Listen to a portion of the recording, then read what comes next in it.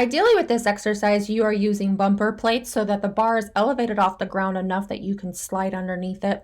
And then also that you have a hip thruster pad. If your gym doesn't have one of these pads, go ahead and grab an ab mat and you can roll it up around the bar.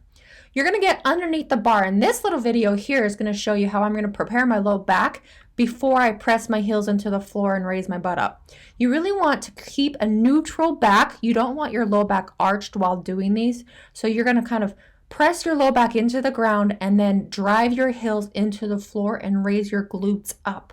You will keep your arms straight to keep the bar from rolling on top of you, and then really just focus on squeezing the glutes. And if you tuck your chin, you will also keep your low back from arching and really using those cheeks. Last little tip here is if you are feeling this too much in your hamstrings, it could be that your feet are too far out away from you. So bring your heels closer to your bum and then drive through your heels and really using those cheeks.